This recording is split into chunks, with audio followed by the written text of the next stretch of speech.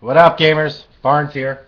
Uh, this weekend will be coming up on my 2-year anniversary of making YouTube RPG videos here on YouTube, and I'm not gonna be near a computer, so I figure I make my 2-year anniversary today. I'm not gonna be near a computer this weekend. I'm gonna be busy, so I'll do it today. I'd also like to give a shout out to my boy Hammered, who's celebrating his 2-year video anniversary coming up soon this weekend, I believe. And I'm just gonna talk about some things gaming.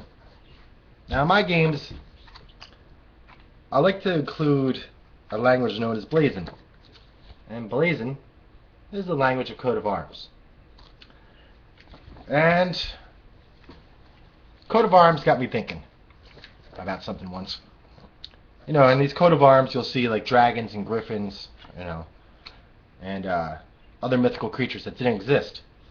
Well, it got me thinking in the world, in a game like Dungeons and Dragons or Pathfinder, where these monsters do exist. What would they put on their coat of arms? Like, what would fill that gap, that need that they had to put a griffin on when the griffins didn't exist, or to put a dragon on their coat of arms when dragons didn't exist? And so, I've thought about it, and I decided I'm going to start making up monsters that don't exist. And telling stories to the players about these monsters, the 8-footed, I mean, 8-winged rock or whatever, 8-winged bird or something. Because they would have their own fantasy monsters, so I would have to make up some fantasy monsters. The only other thing I would think, like in a world where like dragons are really real, like or griffins are really real. I think you can see the English coat of arms there. I thought maybe they would put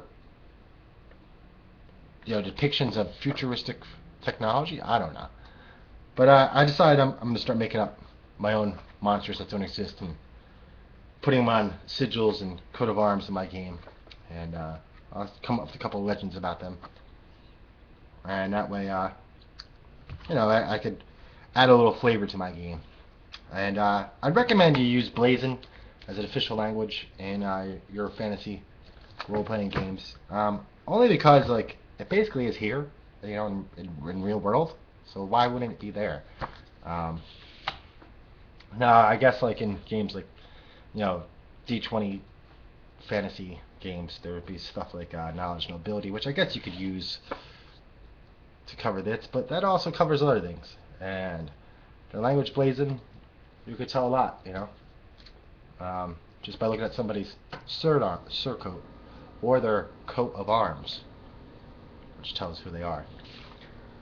Everything going on is we're starting a new campaign. I've been putting it together, and I picked up the Ultimate Campaign Guide. I haven't read it yet, so we'll give it a first look together. I actually did flip through it quickly, but I haven't had a chance to read it. And which brings a question to mind I would like to ask the brigade. When you're buying role-playing books, what do you prefer the book has in it? Do you prefer it has fluff or crunch? I prefer crunch only because it's easier for me to make up fluff than it is crunch. But what do you prefer? I know a lot of people prefer fluff, and I think that's cool, whatever. But I prefer crunch because I have a harder time making up crunch than I do fluff. But let's just take a quick flip here. There's stuff about characters' backgrounds. I have enough knowledge to do a Game Geek's Kurt Weagle style review. Maybe I'll just read the back. No, never mind. There's just background stuff, random back rate generators, which is kind of weird. Stuff that you may not think of, if you're new to role playing. But if you've been role playing for any considerable amount of time, from what I've seen, I haven't seen any new particularly. But it's a good refresher on some stuff. And it's just asking you really to hash out your character's background, what his parents do, where are they from, who are his friends, was he close to a sibling, what great events in his childhood, etc., etc. And it's stuff that's often forgot about in D&D-ish / Pathfinder type games, fantasy role-playing games. It's so much about killing the monster and yada yada yada. And they have a bunch of example backgrounds here. saw some other weird stuff on here. And they have traits, like D&D, like D&D does.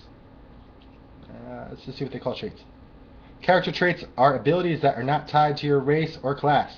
They can enhance your skill, racial abilities, class abilities, and other statistics, allowing you further customization. Traits first appeared in Pathfinder RPG Advanced Player's Guide. So I believe it has the traits that are in Advanced Player's Guide, as well as a few more. I'm a big fan of traits, flaws, which I believe they have flaws too, but I think they call them something else. And there's actually a lot of traits: social traits, religious traits, racial traits, class traits, regional traits. Drawbacks is what they're calling. That's what they are calling. There's not many of them. They're not giving a lot of drawbacks. This is what they're calling flaws, I guess. Story feats. New feats that you gain things as you accomplish things inside the feat. Kind of gives the character something to do with the story. I believe a lot of Pathfinder Adventure Paths use these. I never used them. Doesn't mean I won't, but whatever. Downtime. There's a chapter on downtime. Quickly looking through it. You know, there's talking about money, running a business, crafting items, making potions, researching spells, how to use your followers, move your capital around, your money around. And it breaks it down into different phases.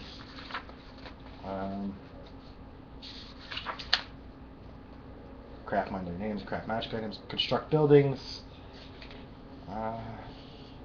earn experience they have here. I don't usually allow my players to earn experience during downtime. That's kind of the meaning of downtime. Replacing your animal companion, replacing your familiar, recruit for an organization, research facts and lore, train an animal, scheme for an upcoming adventure. These are example managers at places. I don't recommend you really. I've had players try to run businesses and games before, and you can throw a couple things in, but if someone wants to stay at their store all day, you know, that's kind of boring. Like, a customer comes in, he's looking for some iron ore. Do you have any for sale? Just kind of boring. Thieves, guilds, inns, rooms and teams. I'm not sure what that's about. Construction.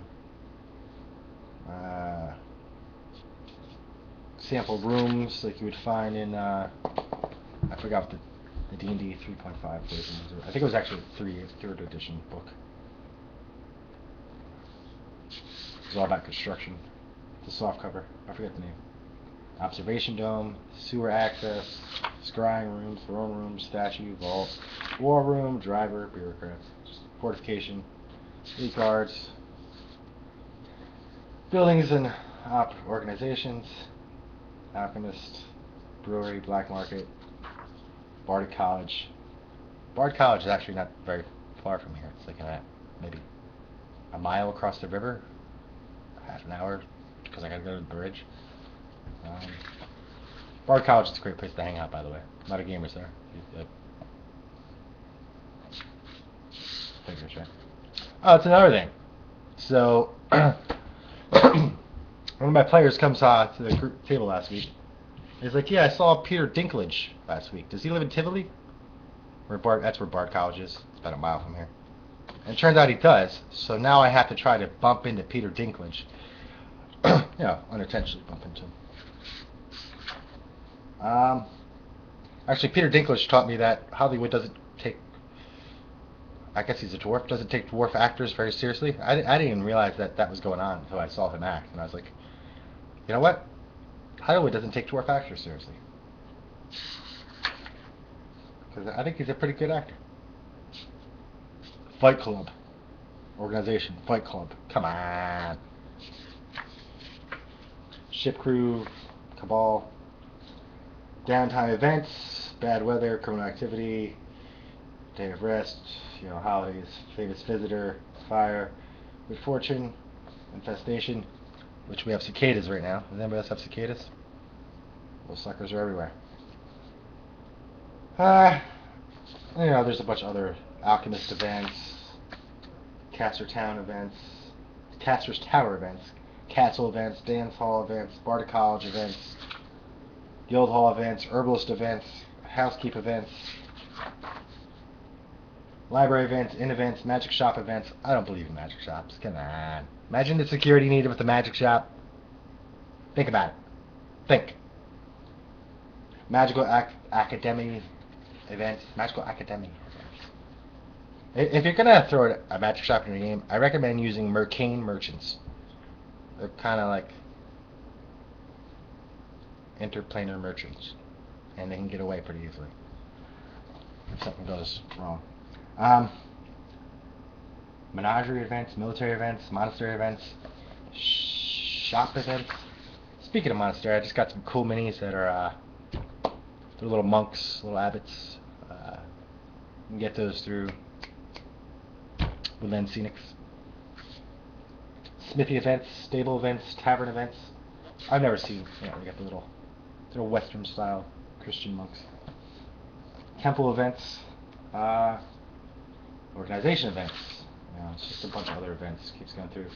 There's a downtime tracker sheet, because that's what you need. You need another Pathfinder sheet because you don't got enough.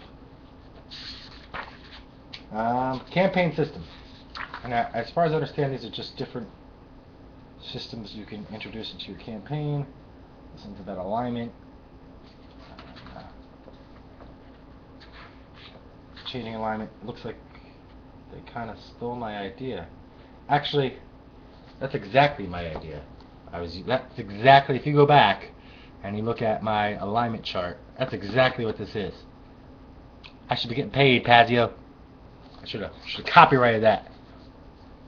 But that's exactly what that is. It's the same chart. General slow progression between alignments. Force alignment change, bargaining, companions,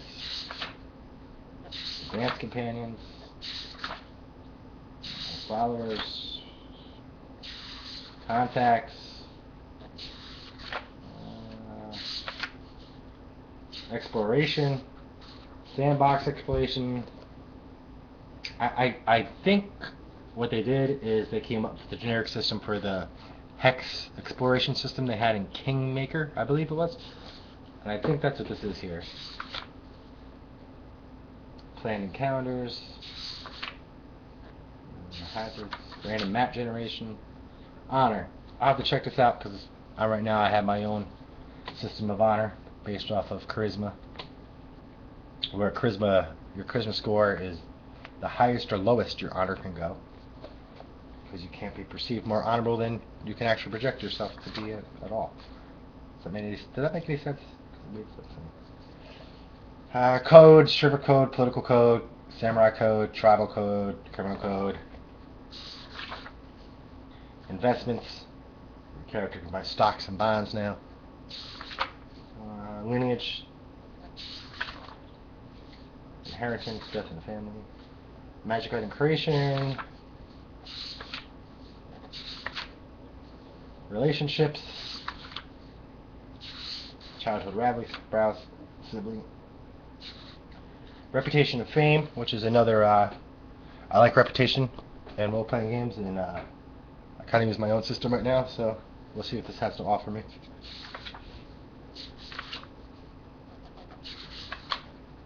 Negative fame. Retirement. So you need to know about that. Retraining. Something I don't really allow, but it's in here. Retraining. Probably similar to the Player's Handbook 2, I bet. Taxation. In case you wanted to know about that. Young characters. I'm sure it's talking about the young type, right? Kingdoms and War. Introduction. Kingdom building. I did scan this quickly. It gives you a system for building a kingdom using construction points, I think it's called. I'm not sure what that means. Last time Pathfinder gave me something, I think it was racial points in Advanced Race Guide, and I was really not very happy with their rules for constructing a race. It was just very abstract, and the information seemed very incomplete with the amount of time that this freaking company has spent on balancing things. You think that would have been a little bit more descriptive and precise, but it wasn't. Anyway, leadership roles, founding a kingdom. It goes through different stages of building a kingdom, different positions. Here's the build points experience, sponsors, kingdom churn sequence.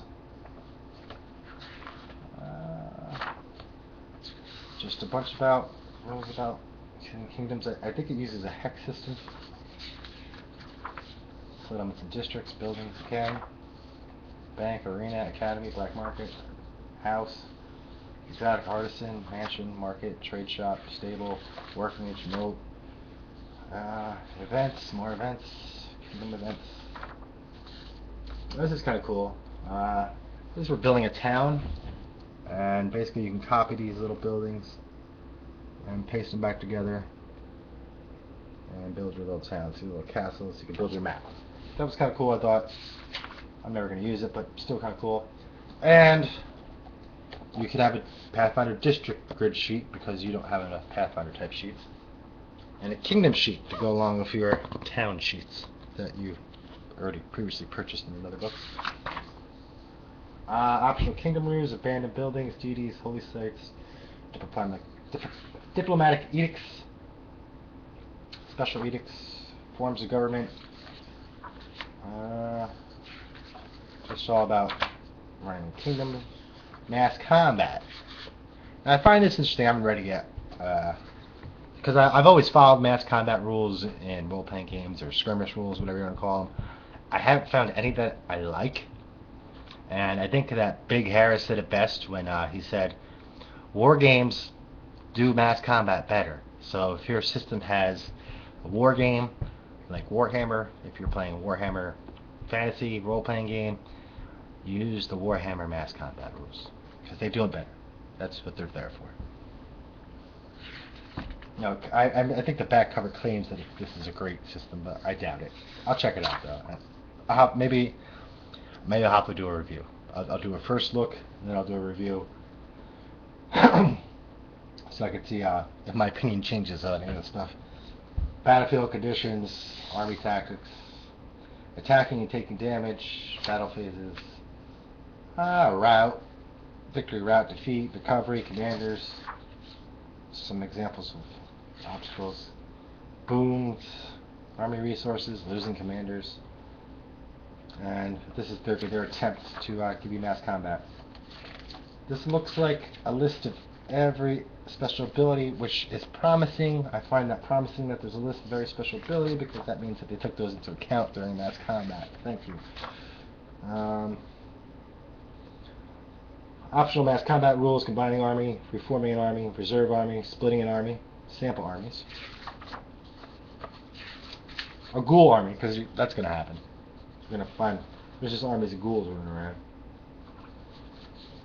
There's totally the ecology to support an army of ghouls. Don't tell me there's not. And then you have an army sheet to put next to all the other Pathfinder sheets. And then an index.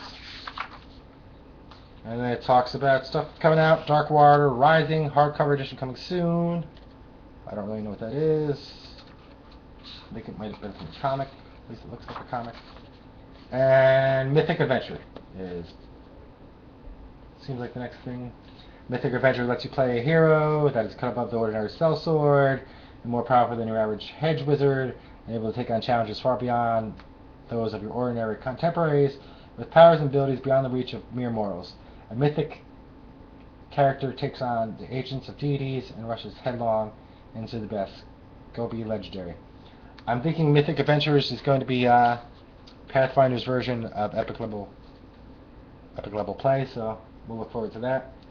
And that was the first look at Ultimate Campaign. I'd like to thank everybody that stayed with me throughout the last 2 years. I appreciate it. I've had a lot of fun with you guys, and I hope to have a lot more fun with you guys. Pretty soon I'm gonna make you guys into characters in my campaign coming up, so I hope you guys don't mind. I have a few characters already. Tim, you're gonna be a Tim Harper. You'll be a druid. Lycan 101, you're gonna be his associate. I got a few other, but I'll make Aaron's gonna be a wizard. Ander, anti-paladin. Gentleman gamer. Magus. Johnny, it's kind of knight. I think Jordan's gonna be an alchemist. I like that. I don't know. I'll probably do an update on that. But thanks again for sticking with me for 2 years, and I appreciate it.